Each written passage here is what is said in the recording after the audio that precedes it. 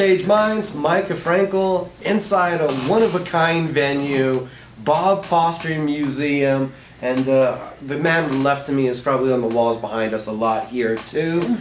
We have a crazy amount of combat sports coming up locally in February, starting off with Josh, who we already saw the interview with him, press conference, the Rumble at Revel. He's got some more news for us, and he's also in between 2 fights in 1 month. Yeah, a big task. He's going to be cornering this man in one of the biggest fights that we've seen in the state in forever. Yeah. Let's start there. There you go, Sanchez, the legend, transitioning from MMA to bare-knuckle boxing. Let's, before we even get into the fight, to start off right there, when did you start having the thoughts of crossing sports, changing your activity? Well, that's actually a good question, and it all goes back to 2019, and I was in the UFC, signed with the UFC, and just any intelligent man, you have to have an exit strategy. You can't do one thing forever, and I knew that after 17 years in the UFC and being inducted into the Hall of Fame, that I needed a plan to get out of this, and what was I going to do next. And so when I saw the new sport of bare-knuckle fighting championship, I was like, I don't know why, but I was like, I like that. I was like, that's me. That getting in the inside, being able to actively fight in the clinch from like basically a wrestling position with no gloves. So you have your fingers, you can grab. It's very it's applicable to wrestling, to Muay Thai, to a lot of the skill sets that I learned throughout the course of my mixed martial arts career. And I was like, punches will get in easier with no gloves, harder to block, 2-minute rounds. I said, yeah, that's me. I could sprint for 2 minutes. I could put pressure. And that's been one of my attributes that got me through my UFC career, was just being able to have high pace, high pressure, and to get in your face. So the 2-minute rounds and the no gloves, it was all a go for me. I was sold on the idea, and I was sold on the company of Bare-Knuckle Fighting Championship just due to the difference it was from UFC. I was burnt out on the UFC. And there's a lot of talk out there about how UFC doesn't take care of their fighters. It's not, it's just a different business, and it's a ruthless business mindset that Dana White and the UFC carries, and so I wanted to go somewhere where I was appreciated for my name, I was appreciated for my legacy, for my value, for my fans, and for everything that I had contributed to combat sports. And in Dave Feldman, the owner of the president of Bare-Knuckle Fighting Championship, he flew me out to Philadelphia, took care of me, put money into writing up contracts, and just he put the desire. He was like, I want you here in Bare-Knuckle Fighting Championship. We're going to take care of you. We value you. We want you to be a part of this company. And that was something that UFC had never came to me with, that type of love and respect and honor that this new man was bringing to me. So I knew that I was going to end up in Bare-Knuckle Fighting Championship, and on top of that, I knew that Albuquerque would love Bare-Knuckle Fighting Championship because, in my opinion, we're a street fighting city, and Albuquerque, everybody knows how to throw hands and say, all right, let's throw hands. No gloves, no takedowns, no kicks. Come on, that was the old Burques street fighting style. That's how Johnny was doing it in the. I told Teresa, I was like, if Johnny was still around, he would be doing Bare-Knuckle Fighting Championship too. She's like, oh no, he just did it in the streets. He just loved to do it for free. I was like, oh, but he'd still be doing it. And so that's how it came about, and now here it is. We got the biggest show of Bare-Knuckle Fighting Championships year, that is Knucklemania, in reference to kind of like WWE's WrestleMania. And we got a big event, and it's here in Albuquerque at Tingley Coliseum, so you don't have to drive way out there to Santa Ana this time. It's right in the heart of Albuquerque, right in the central location. So I'm expecting a great show, and we're gonna bring Bare-Knuckle Fighting Championship, something new to Albuquerque. Daniel's stealing my questions here. It's going to be that cross-state rivalry. We know that Aggies, Lobos, Las Cruces, Albuquerque, a huge rivalry. Boxing, MMA, which one is better? Yeah. This is arguably the biggest cross MMA boxing matchup to happen in Bare-Knuckle. Do you feel you versus Austin Trout is the biggest one to happen, rivaling Malinaji? Oh, absolutely, absolutely. My name it absolutely transcends Artem, where and what levels of he took mixed martial arts is like way down here, and I'm way up here with longevity, with history, with epic victories and great fights and victories over people like Nick Diaz. You know, so people talk about Austin and they know that he beat Miguel Cotto. Well, I'm like, you know, yeah, you were doing your thing, being a legend, taking out another legend of boxing. I did the same thing. I fought Nick Diaz in his prime. I beat him. There was many different world champions that I beat also. Clay Guida was a world champion. Gilbert Melendez was a world champion. There was a numerous people that I fought, as Austin also fought Canelo, and that's his main cred. He fought Canelo 12 rounds, so you know they put him up here. Well, I went in there and I fought BJ Penn to the 5th round. You know what I mean? So, you know, we both done our work. We both have to make our adjustments in a new space and a new area, but I think that it's genius, and I think we're going to get a big, strong pull from boxing fans and mixed martial arts fans, and a new space of bare-knuckle fans, because we got these new fans that are they don't like UFC, they don't like boxing, they just like bare-knuckle. They're new. It's a new space, and you know how everybody in Albuquerque loves something new, and there's something new. All right, let me check that out. You know, it's a new space, and at the first event, Josh Torres got his first taste of it, cornering Josh Moreno. Yeah. So now you're taking on the coaching roles here with Diego. What was the differences in coaching, as you've already been involved in boxing for a long time, cornering a fighter for bare-knuckle? There's not many differences, but it is a different sport. It's very brutal, and I think that's one of the reasons I took Diego on, is because I know that he's a dog. Like he mentioned, he's been, in many great fights in the UFC with small gloves in the clinches. He's been through the fire, and I think that's going to push him and let him be successful in bare-knuckle, because at the end of the day, you don't have those pads to protect you. You don't have the ref to break you in the clinch. You're going to be able to fight when you don't want to fight, when you're uncomfortable. So I think it's going to make him successful. So I kind of wanted to hear a little bit of the story. How did this relationship come together, and at what point did you find out that Diego's fighting Austin Trout, that it's not going to be a bare-knuckle debut, but it's going to be the biggest bare-knuckle fight ever? Well, I had heard about the fight, many months ago, that it had been in the works, but our good buddy, we have a mutual friend, Joseph Mullins, and he was working with him with, getting him into strength and conditioning and working him out at his gym, and he said, if you really want to prepare for Austin Trout, you got to train with Pitt. That's what he told Diego. And he took him down to the gym, and we pretty much threw him in the ring with me and said, hey, let's take him for a test drive.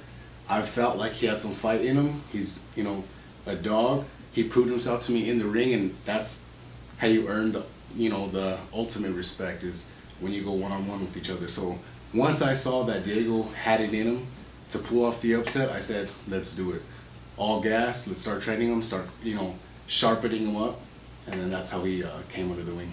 So Josh Moreno's on the card, Diego's on the card, you have Maximus Moya on the same card as you, and you're fighting twice in the month. How are you keeping track of February for yourself? Yeah, I don't even think I'm going to see February. I think it's going to fly by, but like Diego mentioned earlier, we can't fight forever. So, I'm preparing and transitioning for that next chapter, which is probably going to be training, but for now, I'm still young, I'm still hungry, so I have to juggle both hats. I gotta stay busy, but if that's what it takes, that's what I'm gonna do. Okay, so it's February 4th, Revel Entertainment Center, and then it's February 24th, Rio Rancho Event Center. How does it come together that you're gonna fight 2 times in what's essentially 3 weeks?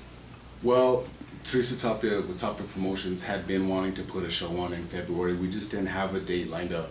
And I had been sitting on the shelf for a while since our last fight. So, Danny Ortega with Wrecking Crew Promotions approached me and said, hey, I got this fight coming up. Do you want to stay busy, help us out, jump on our card? you know, Matt Griego was a good friend of mine, a great kid, a great fighter. I said, of course, I'll help you guys out. I don't mind taking a back seat, being your co-main event, help you guys out, helps me out, get off of the shelf, stay busy. And then, you know, not very long after, I find out Teresa wants to have a card, and it kind of put me in a tough position, but we were able to juggle some dates, move some dates around, move some venues around to where we can space them out enough to have just enough time for recovery and to do both fights. And I want to turn back to Diego. This fight with Austin, it's, again, a huge one. And we all heard that you kind of targeted Austin, targeted the toughest fight possible for your entry into the bare-knuckle space. Why was that, Diego? Yeah, let me interject a little bit because I'll tell you right now, yes, Josh has a very busy month with his 2 fights and my 1 fight and Moreno also. But the way that he's able to do that is he's got a great support system. He's got a great family, a wife, and a father, and great friends and teammates that are helping him all the way around. You know, the guy's hustling. He's working still full time at the barbershop. So, you know, he's got a great support system, and that's one of the things that I noticed right away when I came into the gym is like everyone was supporting each other. Everybody was love, family mindset. You know, like bring your daughter, no, it's all good. You know, and that's how you get things done in this business. You need a team around you. You have to have good people around you to support you, to help you, because being a fighter is not easy, man. It's a wear and tear on your mind and your body, you know, and you have to face these demons of doubt and fear, and you have to go in with everything you got and lay it all on the line and put everything you have down for that victory, to earn it through hard work, sacrifice, and dedication. And yes, this fight with Austin Trout, it came about because I didn't have an opponent, and I wanted to be on this card. And the president of Bare-Knuckle, he's like, D, he's like, we gotta get you the right name. He's like, I want you to sell fighting another legend. And so the first person I had in mind was Nick Diaz, and I reached out to him and called him, tried to get that fight to happen. It didn't go through. You know, he's still under contract with UFC, tied into that lifelong contract that they try to take your soul. And so we talked about once Austin was signed, I was like, I'll fight Austin. Like, I wanted to fight at 175. Austin's like, no, only way I'll do it is at 165. I'm like, all right, well, extra hard work, sacrifice, dedication. We're gonna make the weight. We're gonna come in shape, and we're gonna bring the show to Albuquerque.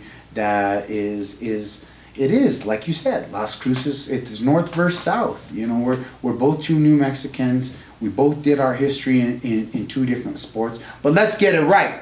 Let's not get things twisted, because Austin Trout was born in El Paso, Texas. He's closer to a Mexicano than a Nuevo Mexicano. And I'm the real Mexican right here. This is my city. This is my fight. He's coming to get what I'm going to give him.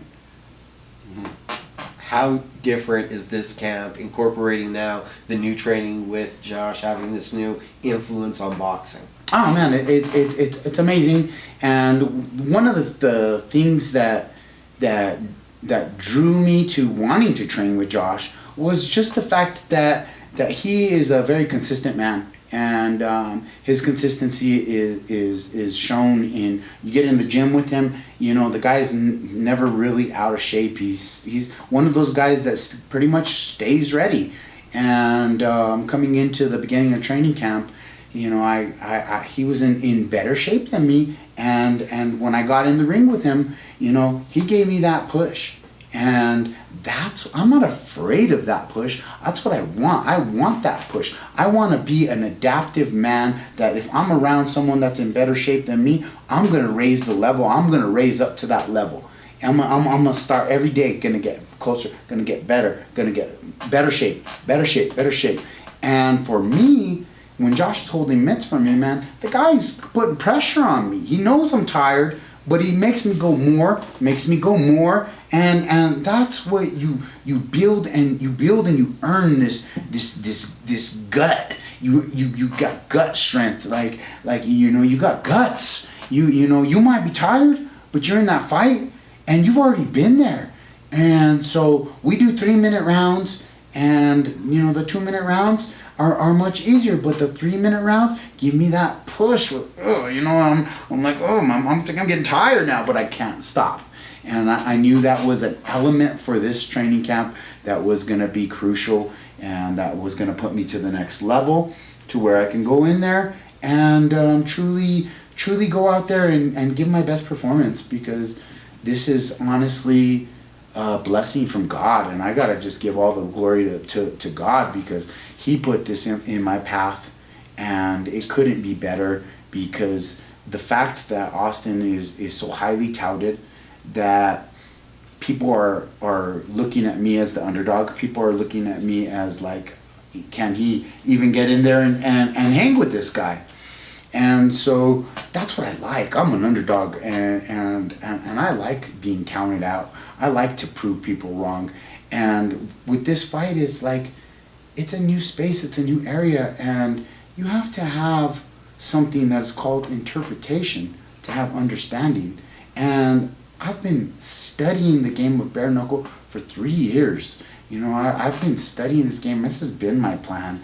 I've been conditioning my knuckles. I've been practicing fighting without pads or gloves, and just getting ready for the new concepts, the new principles, the new dynamics of a new sport. And I feel like that's going to be my edge going into this fight, is having a better understanding and interpretation for the new space that we're going to go fight. And not only that, Austin Trout is a southpaw. I'm a southpaw. And if you watch any of his fights, he struggles with southpaw. It's the stance difference. It's completely different. It changes the game. And as a boxer and a boxing promoter, you can protect your fighter from taking fights with other boxers that can expose your weakness. And I see this weakness in Austin, and I'm going to go out there and I'm going to expose it on February 17th. And everybody's going to be in store for a good fight, and we're going to me and Josh, we're bringing home victories for New Albuquerque and victories for New Mexico. I'm guessing that in the gym, the energy's got to be infectious. We've mentioned before that you can see the coaching trajectory that you'll eventually take, but I'm guessing you have to have this new feeling to yourself, with Moreno just starting out his bare-knuckle boxing journey. Diego with this much energy all the time, with Shariah and Yoruba. We know Shariah turning pro soon. Maximus Moya, where he's at his career. I'm guessing the energy just is crazy for you, and the positivity around the gym. It really is, and we feed off of that energy as fighters, as trainers. It's all positive. It's almost like, motivation to know that, we're getting some buzz at our gym. It's almost going to be like a new Robert Garcia for Albuquerque. You know what I mean? People are going to want to come train with us. I'm getting messages all the time. Hey, can I come train with you? And I'm having to turn people away because we're just so busy right now focusing on our fighters and what we have, planned ahead. But to know that we're paving that way and we're transitioning into that next era of coaching and training champions, it's very exciting. When I met you, it was in a full packed room. So I'm guessing it has to be nice to get back to that feeling, because for quite a while Team Pitbull was such a tight, small group, but now it's got to be nice to get back to that old feeling. It really is a great feeling. And like you said, we used to be so tight, and there's only a few of us, but to know that we're expanding, it just goes to show that, if you build it, they will come. Guys, thank you for today. Thank you, Ben, for bringing us in this beautiful venue. Everybody, keep up with the website, because a lot of fights coming up. Yeah, and don't you forget about it.